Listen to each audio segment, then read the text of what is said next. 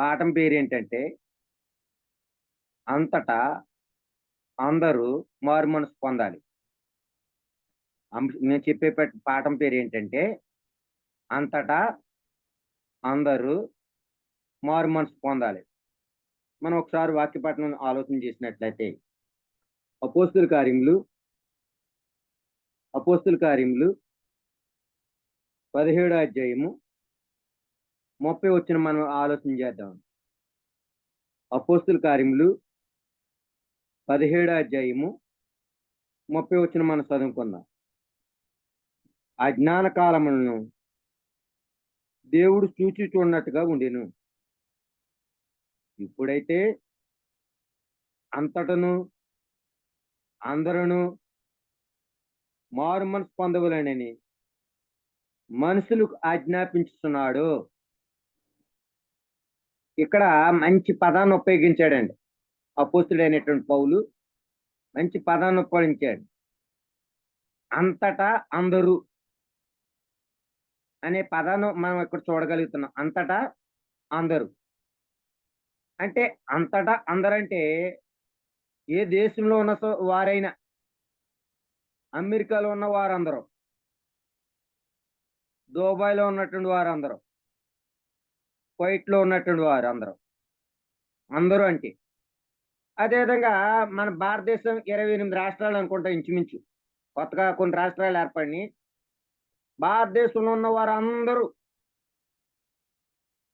అంటే మనది ఏ రాష్ట్రము? ఆంధ్ర రాష్ట్రం. ఆంధ్ర రాష్ట్రంలో ఉన్నటువంటి వారందరం. మాది ఏ జిల్లా అంటే పశ్చిమ గోదావరి జిల్లా. పశ్చిమ గోదావరి జిల్లాలో ఉన్నటువంటి వారందరూ. మాది ఏ మండలం అంటే పెనుగొండ మండలం. పెనుగొండ మండలంలో ఉన్నటువంటి వారందరూ. మాది ఏ పంచాయతీ అంటే సిద్ధాంతం పంచాయతీ అండి. అందరూ అంటే దేవుడు అందరి వాడా కొందరి వాడండి. చాలా మంది తప్పుడు ఆలోచన కలిగి ఉన్నారండి. దేవుడు కొందరి వాడే అనుకుంటున్నారండి. అది తప్పుడు ఆలోచన అండి. దేవుడు అందరి వాడండి.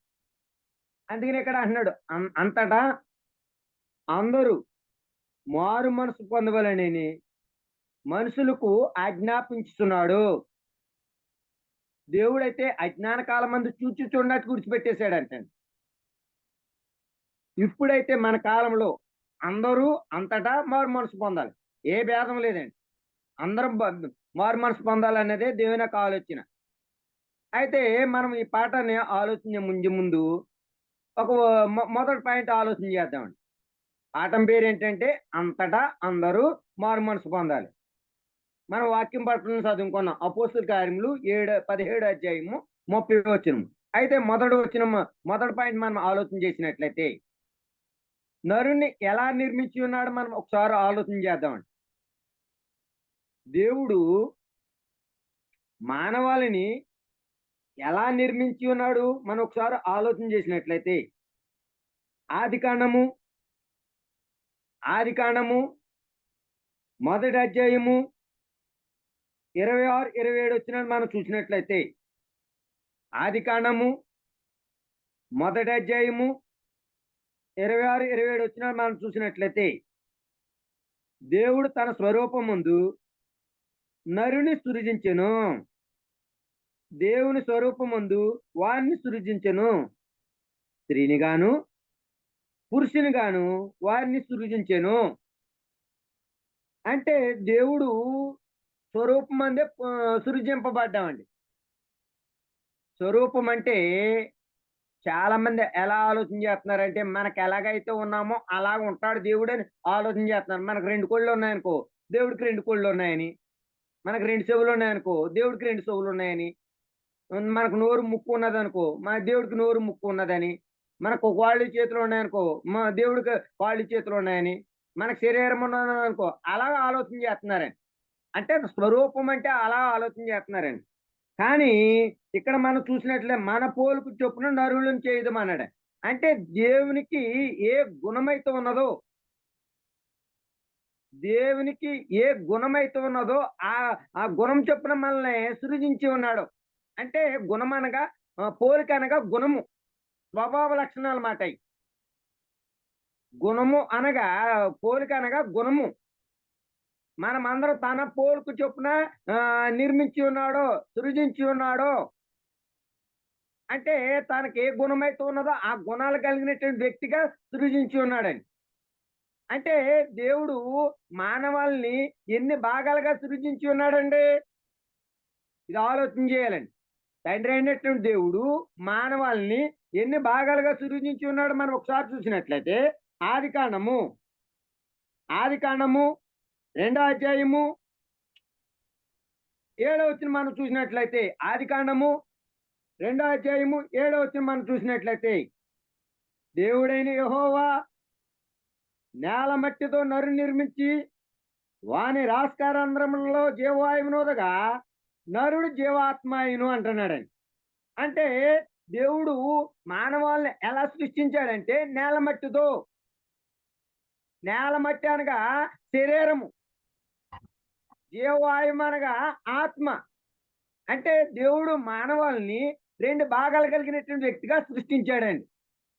ఒకటి శరీరము, 2 ఆత్మ.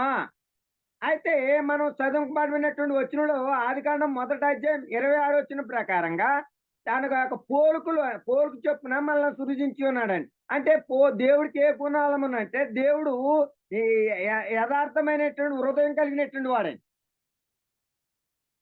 అందుకనే దేవుడు మానవాళిని ఎలా సృజించాడంటే పాపాత్ములు గాను, దుర్మార్గులు గాను, లేకపోతే తాగుబోతులు గాను, తిరుగుబోతులు గారు, తిట్లు తిట్టేటువంటి వారు గాను, దెబ్బలాటాడేటువంటి వారు గాను, వ్యభిచారం చేసేటువంటి వారుగా సృజించారు అని చాలా మంది ఆలోచన చేస్తూ ఉంటారు. దేవుడు అలా సృష్టించలేదండి.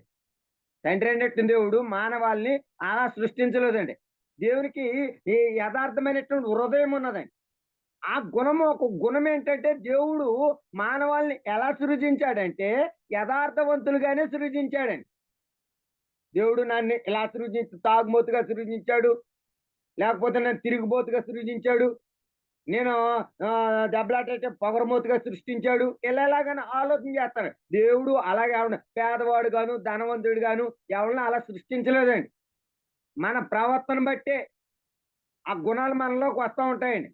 అయితే దేవుడు మానవాళిని ఎలా సృజించాడంటే మనం ఒకసారి ఆలోచన చేసినట్లయితే ప్రసంగి గ్రంథము 7వ అధ్యాయము, ప్రసంగి గ్రంథము 7వ అధ్యాయము 29వ వచనం మనం చూసినట్లయితే ప్రసంగి గ్రంథము 7వ అధ్యాయము 29వ వచనం మనం చూసినట్లయితే ఇక్కడ ఏమంటున్నాడంటే ఇది ఒకటి మాత్రమే నేను కనుగొంటిని. ఏమనగా దేవుడు నరులను యథార్థవంతులుగానే పుట్టించను గాని వారు ఈ విధమైన తంత్రములు కల్పించుకుని ఉన్నారు. అంటే దేవుడు మానవాళ్ళని ఎలా సృష్టించాడంటే యథార్థవంతులుగా సృజించాడు. మనము ఈ విధమైన తంత్రం కలిపి మనం చెడ్డవారం అయిపోయాం.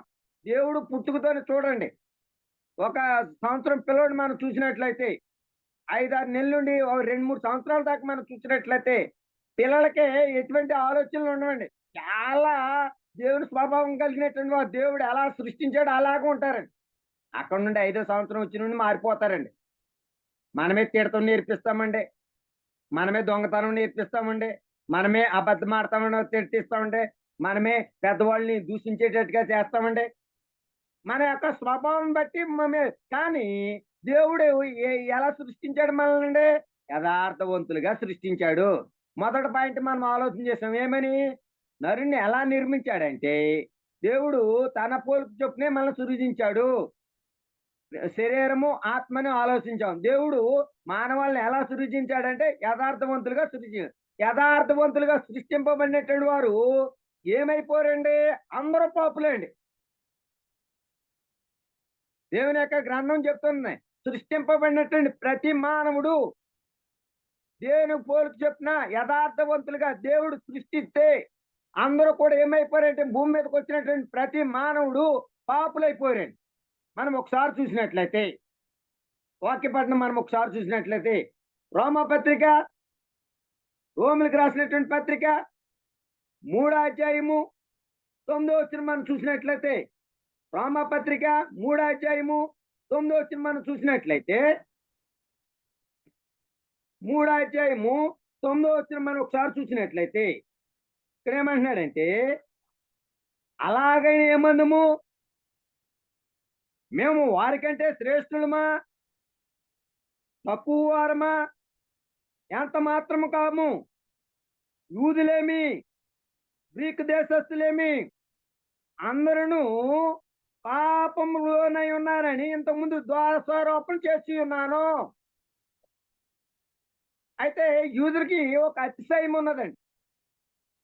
యూతులు ఒక అతిశయం ఉన్నది. ఏమని? మేమే దేవుని పిల్లలము, దేవుడు మమ్మల్ని ఏర్పాటు చేసుకున్నాడు, దేవుణ్ణి మేమే ఆరాధించగలిగినటువంటి వారము, దేవుడు మాకే ధర్మశాస్త్రం ఇచ్చాడు, దేవుడు మాకే సున్నతి ఇచ్చాడు అని వాళ్ళ అతిశయమండి.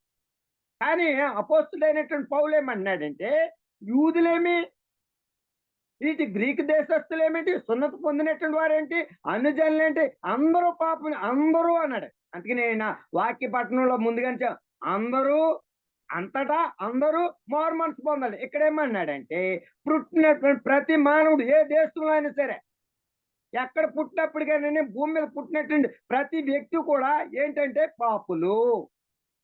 ఇటు యూదులన్నీ లేదు, ఇటు గ్రీకు దేశస్తులు లేదు, అందరూ కూడా పాపం చేసినటువంటి వారే. అంతేకాదు మనం చూసినట్లయితే 3వ అధ్యాయము 12వ వచనం మనం చూసినట్లయితే, రోమాపత్రిక 3వ అధ్యాయము 12వ వచనం చూసినట్లయితే, అందరూ త్రోవ తప్పి ఏకముగా పనికి మాలవారైరి, మేలు చేయవాడు లేడు, ఒక్కడను లేడు. ఇక్కడ మనం చూసినట్లయితే నేను నా పాఠంలో అందరూ అన్నానండి. అందుకని ఇక్కడ కూడా ఏమన్నాడు, అందరూ కూడా త్రోవ తప్పి ఏకంగా పనికి మాల, అంటే భూమి మీదకి వచ్చినటువంటి ప్రతి మానవుడు పనికి మాలిన వారు అయిపోయారండి పాపం చేసి. అంతేకాదు మనం చూసినట్లయితే 3వ అధ్యాయం 23వ వచనం అండి, రోమాపత్రిక 3వ అధ్యాయం 23వ వచనం మనం చూసినట్లయితే, ఏ భేదము లేదు, అందరూ పాపం చేసి దేవుడు అనుగ్రహించి మహిమను పొందలేకపోతున్నారు. ఇక్కడ చూసినట్లయితే అందరూ పాపం చేశారు. నా పాఠంలో అందరూ అందరూ అందరూ అనేటువంటి పాఠం మీద పడుతుందండి. ఇక్కడ ఏమన్నాడు, అందరూ కూడా ఏమన్నాడు, 9వ వచనంలో అందరూ పాపంలోనే ఉన్నారు, అందరూ కూడా ఏమైపోయారు, త్రోవ తప్పిపోయినటువంటి వారు అన్నాడు. ఇక్కడ 23వ వచనంలో అందరూ పాపం చేసినటువంటి వారే అంటున్నాడండి. అంటే అంతేకాదు మనం చూసినట్లయితే 5వ అధ్యాయం 12వ వచనం అండి, రోమాపత్రిక 5వ అధ్యాయం 12వ వచనం మనం చూసినట్లయితే, ఇట్లుండగా ఒక మనిషిని ద్వారా పాపమును, పాపం ద్వారా మరణమును లోకములో ఎలాగ ప్రవేశించునో అలాగునే మనుషులందరూ పాపం చేసినందున మరణము అందరికీ సంప్రాప్తమాయిను అంటున్నాడు.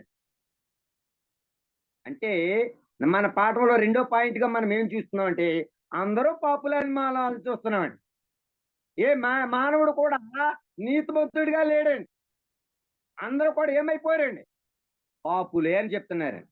కానీ 3వ పాయింట్ గా మనం ఆలోచన చేసినట్లయితే, దేవుడేమో మానవాల్ని యథార్థవంతులుగా సృష్టించాడండి, తన పోలికను చొప్పున సృజింపబడ్డాడండి. కానీ సృజింపబడిన మానవుడేమోవాడు పాపి అయిపోయాడండి. కానీ ఇప్పుడేమో అందరి విషయంలో దేవుని యొక్క ఉద్దేశం, 3వ పాయింట్ అండి, అందరి విషయంలో దేవుని ఉద్దేశం కొందరు వారి ఇష్టంలో అట్లేదండి, కొందరు వారి ఇష్టంలోనే పట్టించుకుంటాను అట్లేదండి. భూమి మీద ప్రపంచంలో ఎక్కడ భూమి మీద సంచారం చేస్తున్నారు అందరి విషయంలో దేవుని యొక్క ఉద్దేశం మనం చూసినట్లయితే, మనం చదువుకున్న వాక్య పఠనము అపోస్తుల కార్యములు 17వ అధ్యాయము 30వ వచనం మనం చూసినట్లయితే, అపోస్తుల కార్యములు 17వ అధ్యాయము 30వ వచనం మనం చూసినట్లయితే, అజ్ఞాన కాలమందు దేవుడు సృష్టిస్తున్నట్టుగా ఉండెను, ఇప్పుడైతే అందరూ అంతటా మారు మనసు పొందవాలని మనుషులకు ఆజ్ఞాపించుతున్నాడు. అంతటా అందరూ రక్షణ పొందాలి. మారు మనసు అంటే రక్షణ అండి. అంతటా అందరూ మారు మనసు పొందాలి. ఎవరి ఉద్దేశం అండి? తండ్రినటువంటి దేవుని యొక్క ఉద్దేశం అండి. ఎందుకనంటే అందరూ రక్షణ పొందడానికే మరి ఎవరిని పంపించాడండి? తన కుమారుణ్ణి పంపించాడు. కాలము పరిపూర్ణమైనప్పుడు దేవుడు తన కుమారుని పంపించాడని, మన అందరి కొరకు తన సొంత కుమారుని మనకు అనుగ్రహించాడని. ఈ రక్షణ ఎవరి ద్వారా వచ్చిందండి? అన్ని సందర్భాల్లో, అన్ని సమయంలో ఉన్నతమైన నామాన్ని అనుగ్రహించాడండి మనకి.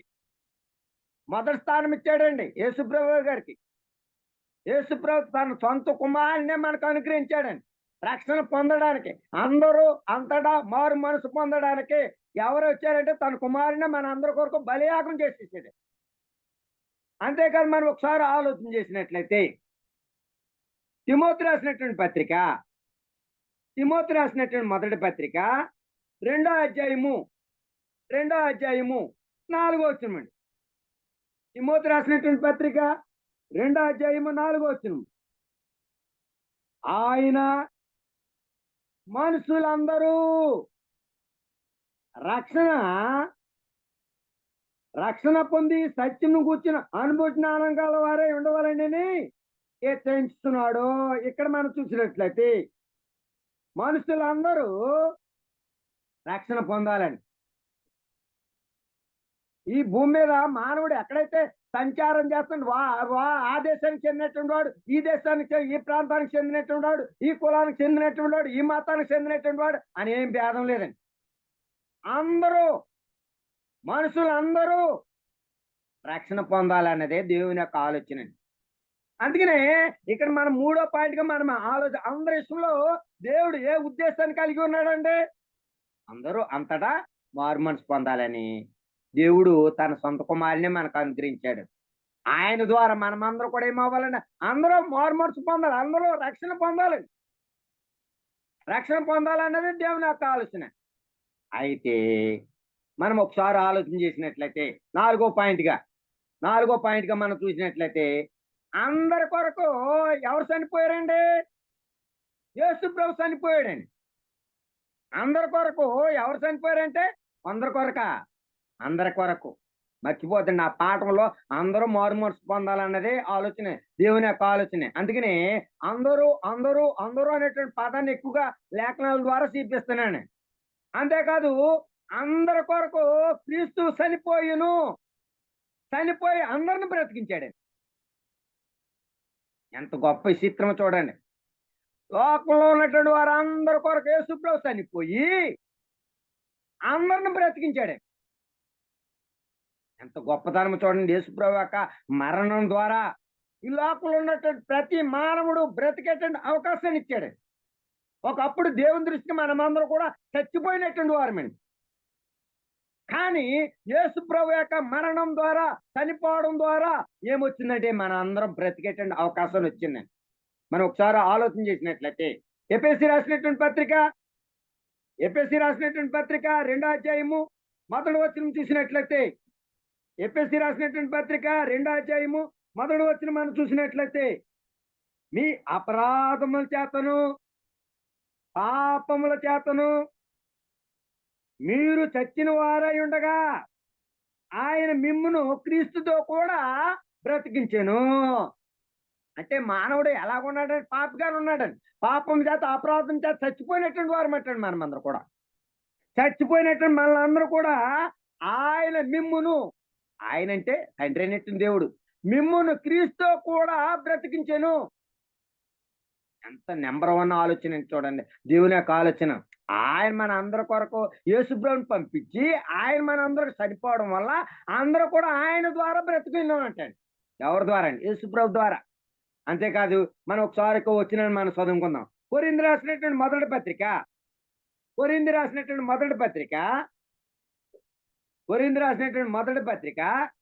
15వ అధ్యాయము 22వ వచనం మనం చూసినట్లయితే, కొరింథీ రాసినటువంటి మొదటి పత్రిక 15వ అధ్యాయము 22వ వచనం మనం చూసినట్లయితే, ఆదామునందు అందరూ ఎలా మృతి పొందును అలాగుని క్రీస్తునందు అందరూ బ్రతికింపబడుదురు.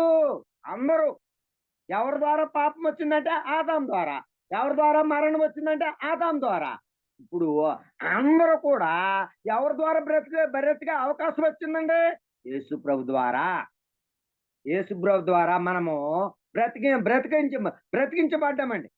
అంతేకాదు మనం ఒక వచనాన్ని మనం ఆలోచన చేసినట్లయితే తిమోతి రాసినటువంటి మొదటి పత్రిక, తిమోతి రాసినటువంటి మొదటి పత్రిక రెండో అధ్యాయము, రెండో అధ్యాయము 4-6 వచనం వరకు చూసినట్లయితే, తిమోతి రాసినటువంటి మొదటి పత్రిక రెండో అధ్యాయము 4-6 వచనాల వరకు చూసినట్లయితే, ఆయన మనుషులందరూ ఎంత కొందరండి, కొందరు కాదండి, ఒక ప్రాంతానికి చెందినటువంటి వారా, అందరు కాదండి.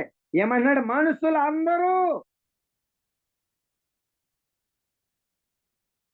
మనుషులందరూ రక్షణ పొంది సత్యము గుర్చిన అనుభవం జ్ఞానం గల వారై ఉండవాలని హెచ్చరిస్తున్నాడు.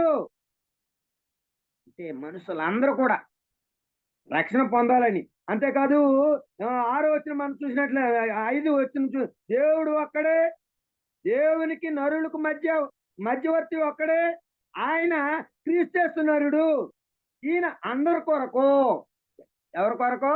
అందరి కొరకు విమోచన క్రయధరముగా తను తానే సమర్పించుకును, దీని గురించి సాక్షిని యుక్త కాలమందును ఇవ్వబడింది. మన అందరి కొరకు విమోచన క్రయధరంగా మన కొరకే. అంటే ఎలా చెల్లించాడండి ఆయన? మనం సాతాను అనేటువంటి బానిసత్వంలో ఉన్నాం, ఉత్తినే తీసుకురాలేదండి. యేసుప్రభు వారు విలువైనటువంటి రక్తం ధారపోయడం ద్వారా విమోచన ఎలా చెల్లించాడండి అక్కడ? ఎలా చెల్లించడం వారు మనం అందరూ కూడా చనిపోయినటువంటి వారు అందరూ కూడా ఏమవ్వారండి? బ్రతికింపబడ్డారండి. అందుకనే 4వ పాయింట్‌గా మనం ఏమో అందరి కొరకు క్రీస్తు చనిపోయును. చనిపోయి అందరిని ఏం చేశాడండి? యేసుప్రభు వారు బ్రతికించాడండి. అయితే మనం ఏం ఆలోచన చేస్తున్నాం? పాఠం మనం ఒకసారి మళ్ళా ఆలోచన చేద్దామండి. అందరూ అంతటా మారు మనసు పొందాలని. మనమందరం కూడా మానవాళి ఎలా నిర్మింపబడ్డాడంటే తన యొక్క పోలిక చొప్పున సృజింపబడ్డాడు. పోలిక అంటే మనం ఏం చేస్తాం? దేవుడు నరులను యథార్థవంతులుగా సృష్టించాడని మనం ఆలోచన చేసాం. సృష్టింపబడినట్టు మానవుడేమైపోయాడని మనం ఆలోచించాం. పాపే అయిపోయాడని చెప్పాం. పాపి అయిపోయినట్టు మానవుడిని మరలా దేవుడు ప్రేమించి అంతటా అందరూ మారు మనసు పొందాలని తన కుమారుని మనం అనుగ్రహించున్నాడు. ఆయన వచ్చినటువంటి వాడు ఏం చేశాడు? భూమి మీదకే 33.5 సంవత్సరాలు జీవించి మన అందరి కొరకు చనిపోయి మళ్ళా అందరిని కూడా ఏం చేశాడంటే బ్రతికించాడని మనం వాళ్ళం. ఇప్పుడు మనం అందరం ఏం చెయ్యాలి? ప్రశ్న. ఇంత పాట విన్నాం కదా, మనం అందరం ఏం చేయాలండి?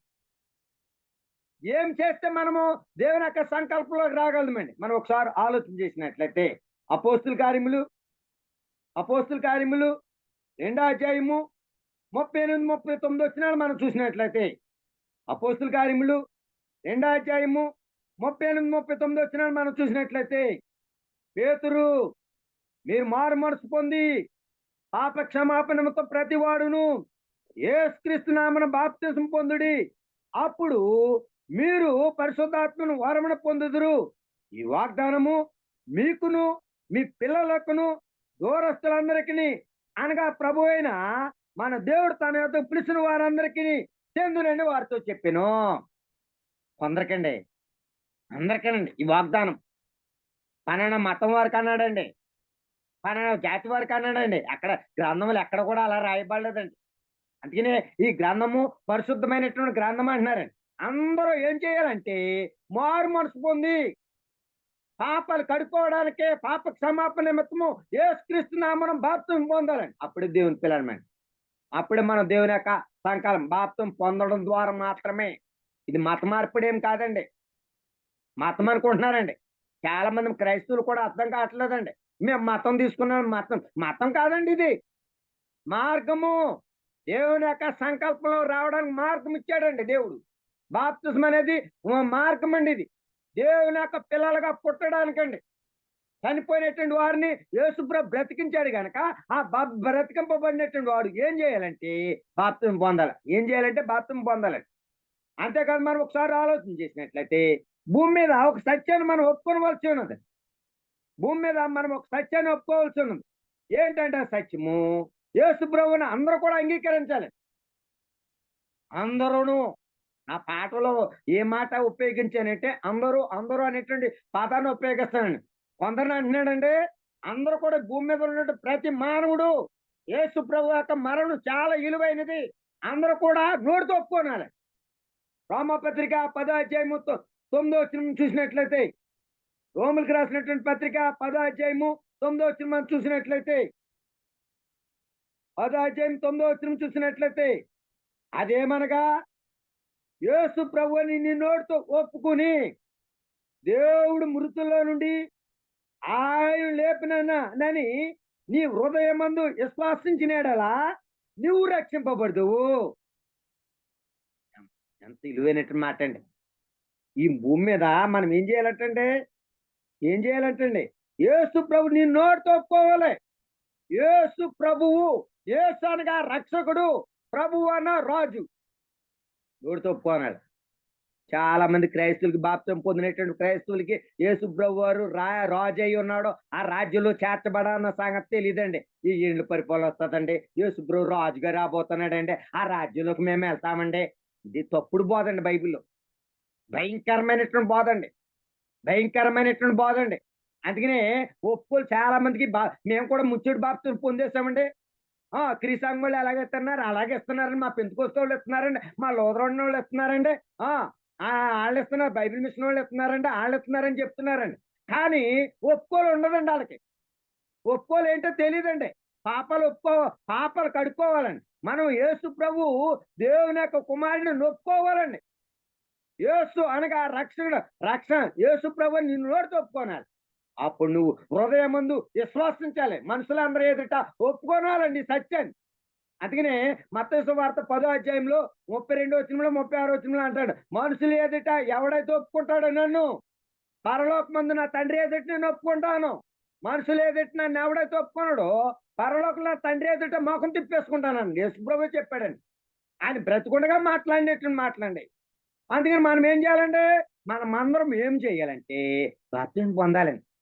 అందరూ ఫలానా కులం అని అంటలేదండి, ఫలానా మతం అంటలేదండి, ఫలానా దేశమైనటువంటి వాళ్ళు అంటలేదండి, ఫలానా ప్రాంతానికి ఎడదీస్తున్నారండి. మా మా దేవుడు మా మా మా దేవుడు కాదండి, మా దేశానికి చెందినటువంటి వాడు కాదండి, మా మతానికి ఎవరు చెప్పారు? ఈ మొత్తం ప్రపంచాన్ని అంతా సృష్టించినట్టు ఒకే ఒక్క దేవుడండి. ఆ దేవుడే మనందరిని కూడా ఏం చేయమన్నాడే, బాప్తిసం పొందాలంటున్నాడండి. అందరూ అంతటా మారు మనసు పొందాలి, బాప్తిసం పొందాలని. యేసు ప్రభువుని భూమి మీద నీ కొరకు చనిపోయాడు, కానీ నీకు ఇష్టమన్నా ఇష్టం లేకపోయినా నువ్వు ఒప్పుకోనాలంతే, ఒప్పుకోనాలి అంతే. మనము ఎన్ని పాయింట్లు ఆలోచన చేశామంటే 4 పాయింట్లు మనం ఆలోచన చేసాం, 5 పాయింట్లు ఆలోచన చేసాం. దేవుడు ఎలా సృష్టించాడంటే అందరూ అంతటా ఎలా అనే పాఠంలో మనం చూసినట్లయితే, దేవుడు మానవాళిని ఎలా సృష్టించాడంటే తన పోలిక చెప్పిన గుణమని ఆలోచన చేశాం. ఏంటి ఆ గుణము? యథార్థవంతులుగా దేవుడు సృష్టించాడని. యథార్థవంతులుగా సృష్టింపబడినట్టు మానవుడు ఏమైపోయాడని మనం ఆలోచన చేసాం, పాపే అయిపోయాడని చెప్పాం. అందరూ కూడా పాపులే అని మనం చూసాం. అయితే 3వ పాయింట్ గా మనం ఏం ఆలోచన చేసాం? అందరూ అంతటా మారు మనసు పొందాలని ఆలోచన చేసి ఉన్నాం. మరి 4వ పాయింట్ కి మనం ఏం ఆలోచన చేసండి? అందరి కొరకు క్రీస్తు చనిపోయి అందరూ కూడా బ్రతికించాడని ఆలోచించాం. మనం ఏం చేయాలని ఆలోచన చేసాం? అందరూ కూడా బాప్తిసం పొందాలని, అందరూ కూడా యేసు ప్రభు నోటితో ఒప్పుకోనాలని ఆలోచన చేసాం. ముగింపుగా మనం ఆలోచన చేద్దాం. కొరింథీ రాసినటువంటి రెండో పత్రిక 5వ అధ్యాయము 14వ వచనం నుండి చూసినట్లయితే, 14-15 వచనాలండి. కొరింథీ రాసినటువంటి రెండో పత్రిక 5వ అధ్యాయము 14-15 వచనాలండి. క్రీస్తు ప్రేమ మమ్మలను బలవంతం చేయుచున్నది. ఎలా అనగా అందరి కొరకు ఒకడు మృతి పొందిన గనుక అందరూ మృతి పొంది ఉన్నారని, జీవించు వారి మీదట తమ కొరకు కాక తన నిమిత్తము మృతి పొంది తిరిగి లేచిన వారి కొరకు జీవించడానికి ఆయన అందరి కొరకు మృతి పొందినని నిశ్చయించాం. ఇప్పుడు మనమందరం ఎవరి కొరకు బ్రతకాలని? యేసుప్రభు కొరకే బ్రతకాలి. మన భార్య కొరకు, మన పిల్లల కొరకు తాత్కాలికమైన అదంతా. బ్రతికించినటువంటి వాళ్ళు ఎవరండి?